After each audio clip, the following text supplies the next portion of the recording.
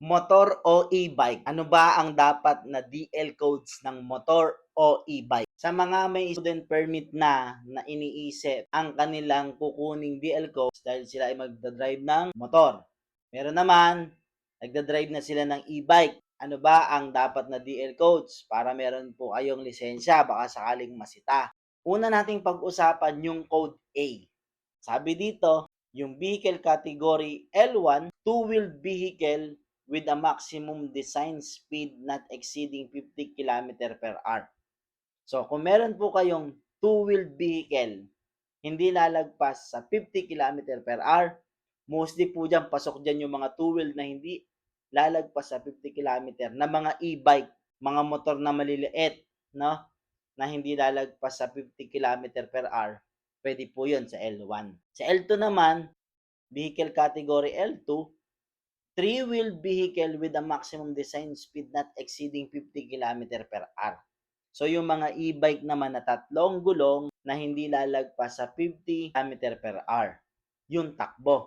So tignan nyo po yung kilometrahe niya kung hindi lalagpas sa 50 km per hour. Pasok po yan sa vehicle category L2, yung e-bike. Yung L3, two-wheeled vehicle with a maximum design speed exceeding 50 km per hour. Ito na po yung ginagamit ng karamihan sa vehicle category L3 ng DL Code A, yung two-wheeled vehicle, yung lumalagpas na sa 50 km per hour. Maraming halimbawa niyan, Click, Beat, Mio, yung mga two-wheeled vehicle. Kahit yung mga big bike, yun di ba, lagpas ng 50 km per hour yung takbo ng mga yan.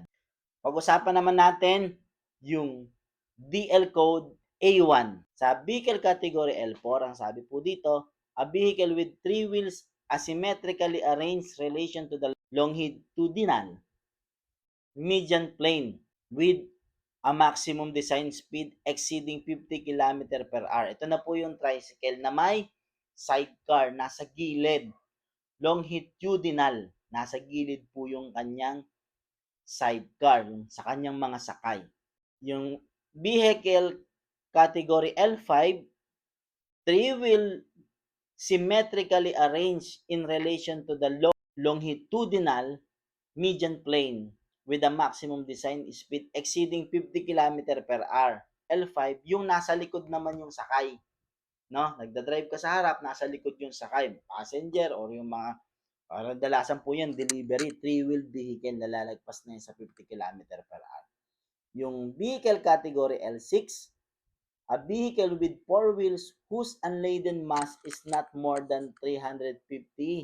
Electric vehicles whose maximum design speed is not more than 45 km per hour. So yung mga four wheels dito sa A1, vehicle category L6, pwede na yung four wheels na e-bike electric vehicle na hindi lalagpas sa 45 km per hour. So kung meron kang four wheels na electric vehicle, hindi lumalagpas sa 45 km per hour, L6, category L6, yung DL code A1 ang pwede nyo kuning DL code. L7, four wheels other than classified for the category L6 whose unladen mass is not more than 400 kilograms. No? Hanggang 400 siya, nagkaiba lang siya sa bigat. Yung 4 wheels siya pero hindi siya lalagpas sa 400 kilograms. Ano pang sabi? 550 kilogram for vehicles intended for carrying goods. Kung pang goods naman, hanggang 550 gram yung inyo pong intended for carrying goods. Hindi lalagpas sa 45 km per hour. So, i-check yung kilometrahe, yung takbo nung atin pong e-bike. I-check nyo po yung maximum speed nung e-bike. Kung lagpas na po yan sa 45 km per hour, hindi na po yan kasama sa A1. Summary, yung A para sa mga two-wheeled vehicle, kagaya ng motorcycle, at yung three-wheeled vehicle na hindi lalagpas sa 50 km per hour katulad ng mga e-bike. Yun namang A1, nakapaloob dyan yung L4, L5, L6 at L7.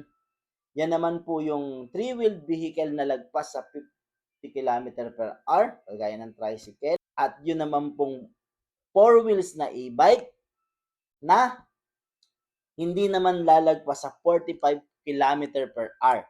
Sana nakatulong sa mga nagtatanong. mga idadrive po na electric vehicle at yung mga nagdadrive ng motor. Road and Machine Care, laging magtagubilin at laging maging caring sa ating pagmamaneho. Muli po, salamat po sa Diyos.